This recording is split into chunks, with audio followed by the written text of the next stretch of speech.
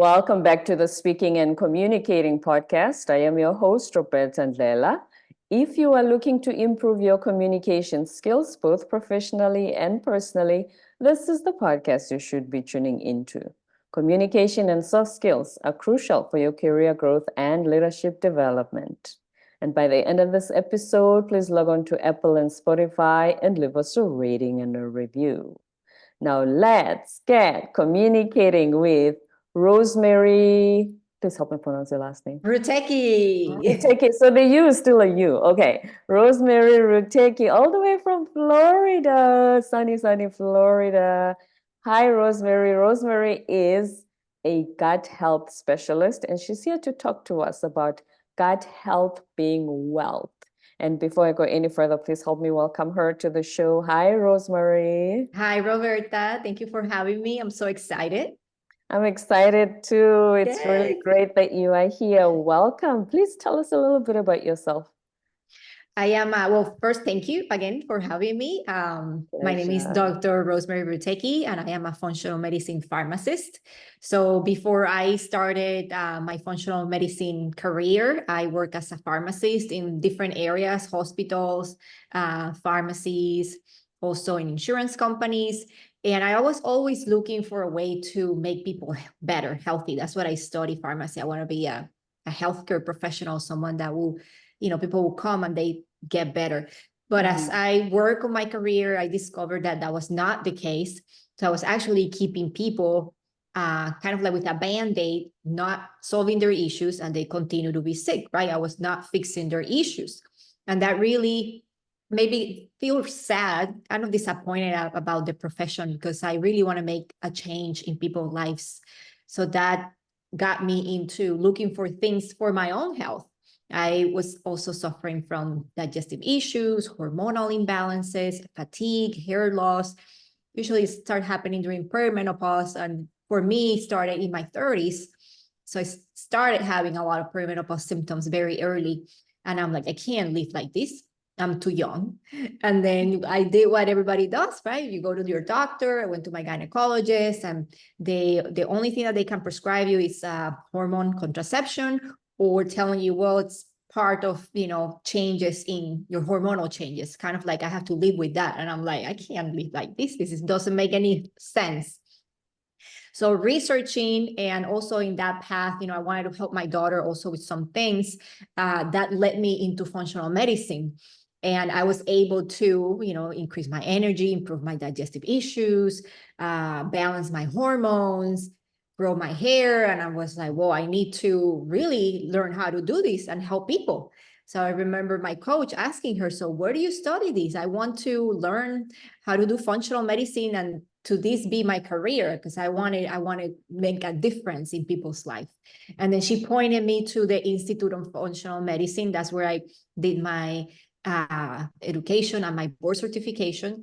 And that's where I am right now. Now I help people heal their digestive issues, improve their energy, balance their hormones, and overall get better health. We've always wondered, when you hear stories about those who move from pharmacy to, natural remedies or functional health, and we've always wondered, do those doing the job, yes, they got there with the right intentions, with the best intentions, but over time, when they realize, wait a minute, I'm not sure if this is really healing people and giving them the best health that it can, do they also come to that realization, or it's just a job? A lot of health professionals are waking up, right? And they are noticing that they're not helping really their clients. I even have medical doctors as my clients because they want to improve their health. And the other day I had a pediatrician that she reached out to me because she wanted to learn more about functional medicine, and she want to help their clients too, because she said, like, what I have to offer right now, it's not helping them, right? So a lot of practitioners are waking up. Some practitioners, they are, they do what they're taught and they don't look outside of the box. The good thing about functional medicine is that it's evidence-based medicine. So it's everything that you do, that we do in functional medicine, at least in my program, my certification, is evidence-based. I also tell people to be very careful when they're looking for a functional medicine practitioner, because a lot of people might say that they do functional medicine and they do a 1-week program, and then they say that they're doing functional medicine. Right? I did 3 years of education, I got board certified, and I continue to develop my knowledge. So it's very important when someone is looking for a functional medicine doctor to look for people that are knowledgeable and certified. Right. That's very important, because then they'd be the ones to turn around and say, this functional medicine stuff doesn't work. If they found someone who is not fully qualified in the field. And then let's go back to gut health. We've heard so much about the gut. We've heard so much about the vagus nerve and how the gut is now the second brain, as we say. Please take us through that. So we have seen a lot of people with a lot of vagus nerve issues, right? Your vagus nerve innervates all your enteric nervous system, and that's your digestive system, right? Or it goes all those channels of a kind of like electricity that I call, right? Like all that communication goes into your gut. And the vagus nerve, in order to work properly, we have to be in a state of relaxation, right? On rest and relaxation. And that's our parasympathetic nervous system. Unfortunately, because we are in such a, so many things that are going on in the world. And, 2 years ago, we were dealing with the virus that was going around. It was very stressful for a lot of people. So living in a lot of stress impact our vagus nerve, because we are constantly in a state of sympathetic state. So meaning high cortisol, we feel that we have a lion behind us. So we're running. And that excess increase in cortisol not only impacts your gut microbiome, it also affects your sex hormones, and it affects many other organs in your body. Like, many people can have sugar spikes, or disbalance in their insulin levels. That could be because of high cortisol. They might start losing hair. That's a sign of high cortisol. They might be starting to gain some abdominal fat, or all of a sudden they can't lose weight and they're gaining a lot of weight. That's a sign of high cortisol. They get sick a lot. That's a sign of high cortisol, right? So stress is a big driver of disease these days. And it impacts our parasympathetic nervous system, because if we're stressed all the time and we don't know how to relax, then our body will not be able to do the function. In order for us to do digestion, to digest and absorb the nutrients, and for our body to do what it's supposed to do after we eat, we need to be in a parasympathetic state. And a lot of us are so busy that we eat in front of the computer, that we eat watching multitasking. TV. Yeah, we're multitasking. And when I learned the importance of really relaxing and almost going into, even taking a couple of breaths before you start eating, is very important to start the process of digesting your food. Okay, so one of the ways that you can improve your parasympathetic nervous system or your vagus nerve is like doing things like meditation, breathing, cold showers is really good too, yoga, exercise, all those things that will kind of like help you calm and relax.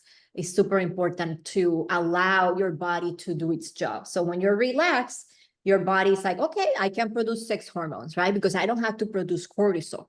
Right? The hormone, the mom of all our hormones is pregnenolone. Pregnenolone makes DHEA, and DHEA makes testosterone. Testosterone makes estrogen. So if we are constantly stressed, pregnenolone is going to be like, well, I can't make sex hormones right now because I have to take care of cortisol. So pregnenolone is going to be sending tons of cortisol, helping cortisol to continue to increase. And then your sex hormones are going to be here like, hey, pregnenolone, we're getting, we're low in testosterone, we're low in estrogen, we're low in progesterone, and we're having some issues here. It's like, well, I just can't help you right now because cortisol needs me. She's very stressed and I'm helping her. Right? So that's when a lot of people start having a lot of also hormonal issues when they have high cortisol. So, and that all affects our, digestive health, hormonal health, vagus nerve, and all that. And then speaking of digestive health, so the way you've just explained it, the hormonal changes, does the diet also contribute? And let me just explain, for instance, if you go on a vegan diet, it might agree with you. But if I follow you because I saw you on TikTok and I say, okay, let me change, let me be vegan like Rosemarie, is that a good idea? And is everybody supposed to stick to one diet and just eat greens and fruits? Okay, well, As number an one, example. I'm not vegan. No, just as an example. Oh, okay, Neither got it, am got it, I. got it. No. Okay, good. I believe in balance. So balance is very important. Well, with my clients and what I recommend to people, it's we're all different. And some people are gonna do really good in different diets. But what I always come to conclusion is that all these diets, what they all have in common, it's one common denominator. They take out processed foods. So people that are vegan, they stop eating processed foods. People that are paleo, they stop eating processed food. People that are carnivore, they stop eating processed food. So if you follow what all of them have in common is that they take out the things that cause inflammation the most. And of course, you're going to start feeling great. So the lesson is always do what it works for you, for your body, and start by, maybe you don't have to do something as radical as a vegan diet or as a carnivore diet, right? You can meet in the middle and say, okay, I'm just going to stop eating all the stuff that are processed. And what are processed foods? So things that come in bags that last years, right? So whatever is like chips and candy and highly like fried stuff, and sodas full of, or juices full of sugar. Those are things that are processed. Donuts, things like that. What about instant? I love oatmeal.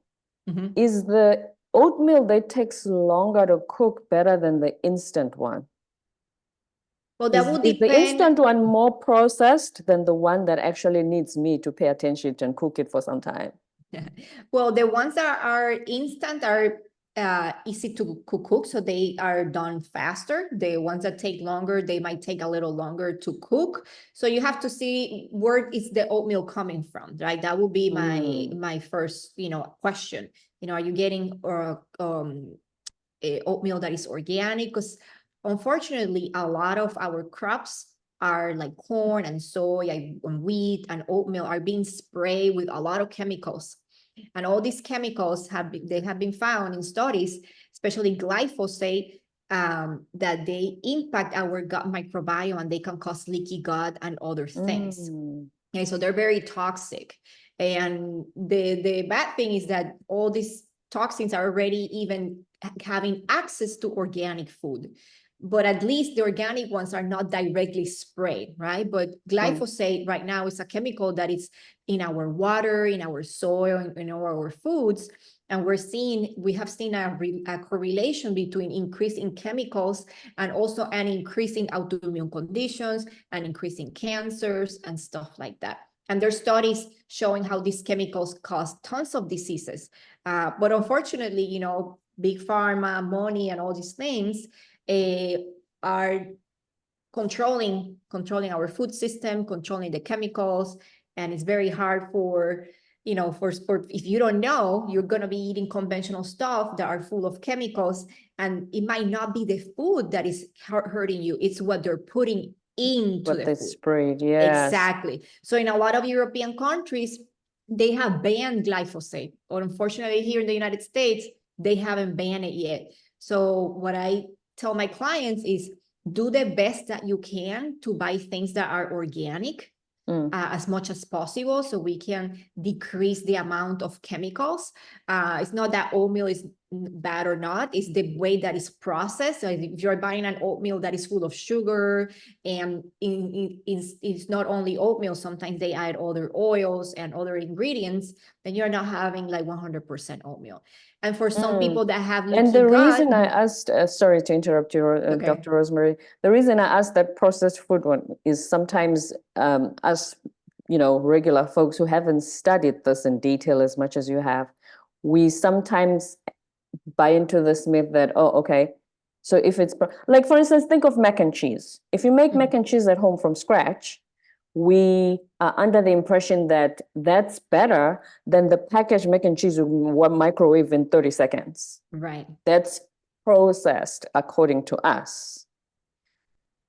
Because this one, at least, is from scratch. It kind of, You made it yourself. yeah. So we under the impression that, oh, if it's instant, if it's just put some water and put it in the microwave for 30 seconds and you got a meal. Or the mashed potatoes, instead of peeling potatoes, we sometimes think that kind of food is kind of processed. So that's what I wanted to clarify.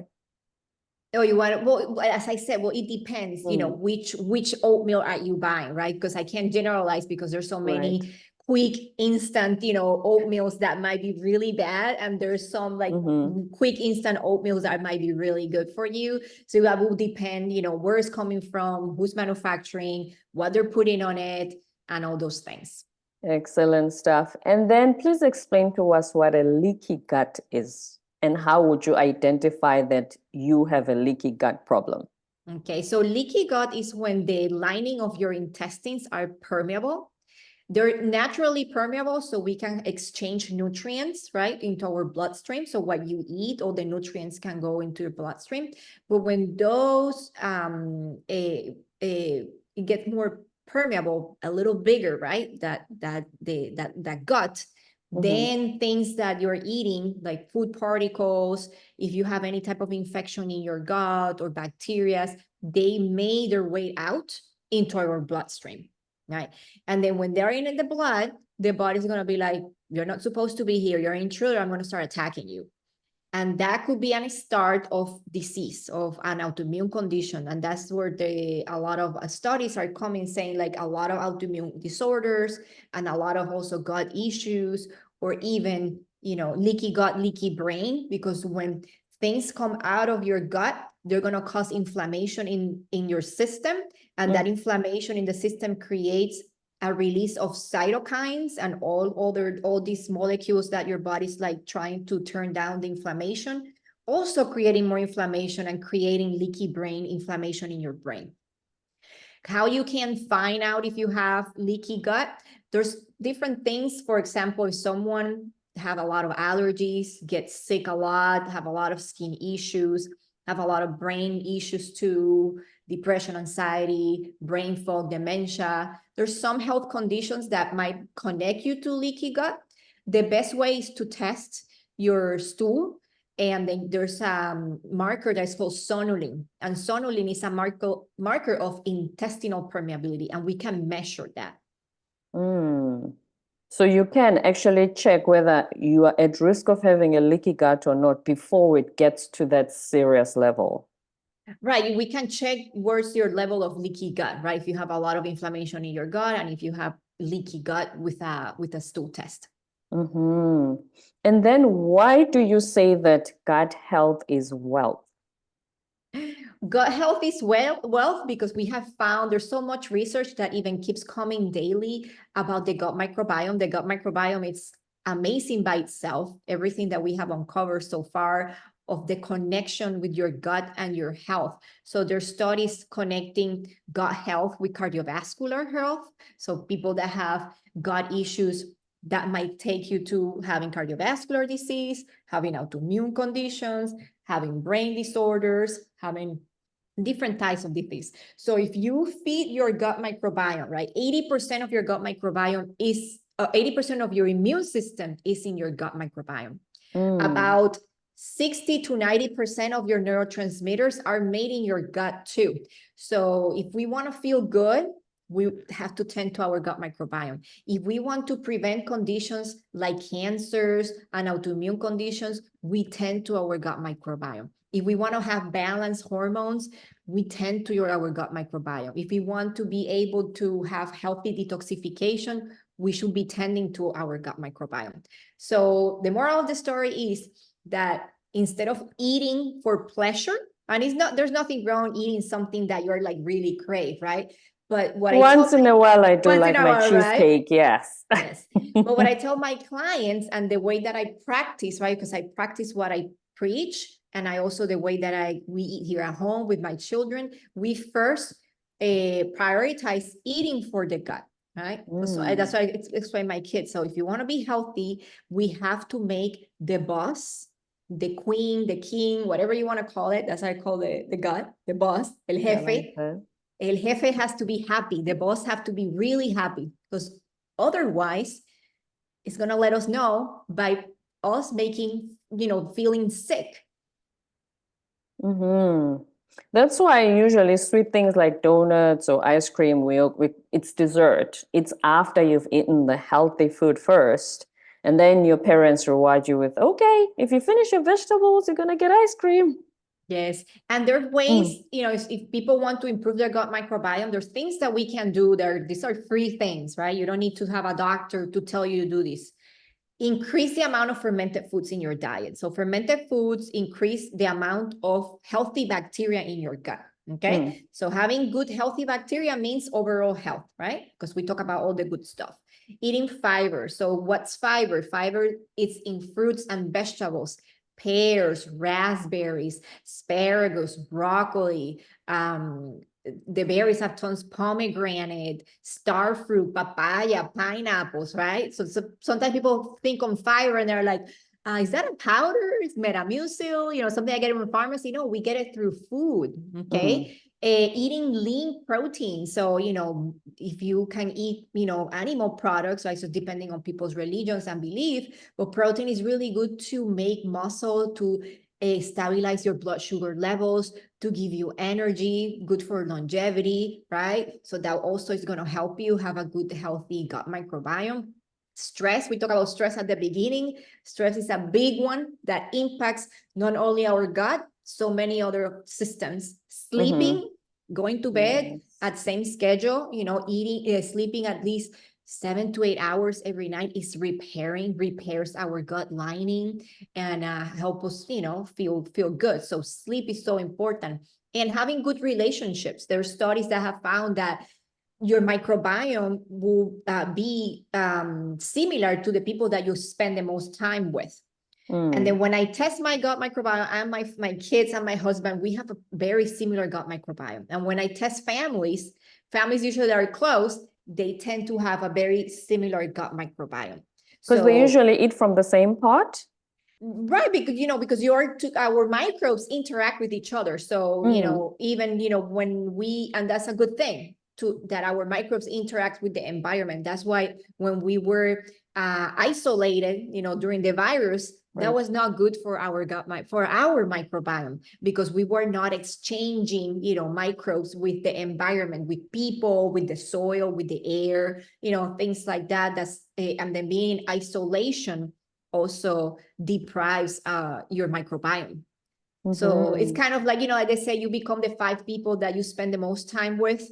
Right. Yes. So it's also it not only in a mental way, spiritual way, also microbiome way, because we share all these microbes. So, and it makes sense. Someone that is sad and depressed, and you're like, I really don't want to be with that person because it brings me down, have a low microbiome.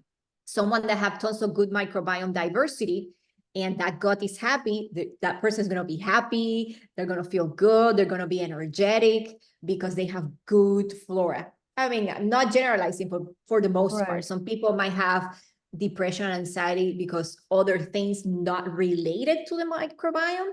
But if the root cause is their gut microbiome, and I see it in my practice all the time, people come to me with anxiety, with depression, panic attacks. And when I test the gut, I see that they really need help in their gut. And then they transform the way that they feel by improving their gut microbiome, by feeding el jefe, by feeding the gut. Because obviously you're in Miami and some of us cannot reach you physically to get this kind of help from you and guidance. How, when you're online, how can anybody get hold of you so that if they need help with their gut microbiome and everything related to what you've spoken about today, how can they get hold of you? Well, the good thing is that I have a telemedicine practice, so I work with people all over the States and Puerto Rico. So that would not be an issue. And if someone wants to find me, they can go to my website, Dr. Rosemarie Rutecki, RUTECKI.com. And I'm also in social media, in Instagram, Facebook, LinkedIn, and YouTube. Okay, drrosemarierutecki.com. I will put that on the show notes. And do you have a special gift for our listeners? Yes, so thank you for asking. So one of my mission is also make functional medicine more affordable and have a way for people to have a start into their wellness journey. So let's say that maybe you're not ready to go to, or don't have the money or the access to start, with functional medicine with a provider. So I created this online course that will walk you through the process of resetting your gut, lowering their inflammation. I included recipes, different type of protocols. It's an amazing course and it's only $97. So it's very affordable. And for your listeners, they're going to have a special code, podcast, coupon code called podcast. So they're going to get a $10 off. So it's down to $87 for your listeners. We absolutely love those gifts. Thank you so much, Dr. Rosemarie. So I will put all of those details, as I said, on the show notes, because I think a lot of the time when we hear this information, some of us don't know how to get started. For instance, you will hear suggestions like, and I would like your thoughts on this, like, okay, do intermittent fasting. Let everything that's already in there, just take its time to leave your body. What are your thoughts on that? So intermittent fasting, they have been doing a lot of research into that, and it's really good. Pretty much intermittent fasting is reducing the amount of calories that you eat during the day. And the problem is that we have as a society is that we overconsume calories. We eat a lot of food, right? And then and we don't understand. That's something that I also learned, how to track my calories, how to, I use an app and then I enter what I eat through the day. And I always tell people to do this as an exercise, just to learn how much protein you're eating through the day. For me, it was an eye-opening because I'm like, wow, I'm eating very little protein. And then my whole, my macros were all on balance. And learning how to balance your macros is really important. So going back to intermittent fasting is great because you're lowering the amount of calories that you're eating, and you're also restricting it to a certain amount of time. And a lot of people are constantly eating, and it's important to at least give your body 12 hours of not eating anything so the digestive system can repair.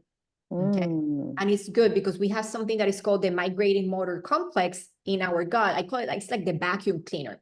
So after you eat, that migrating motor complex is going to start working in cleaning up your gut, right? Preparing you for the next meal. So if you're constantly eating, you're not allowing the migrating motor complex to do its job.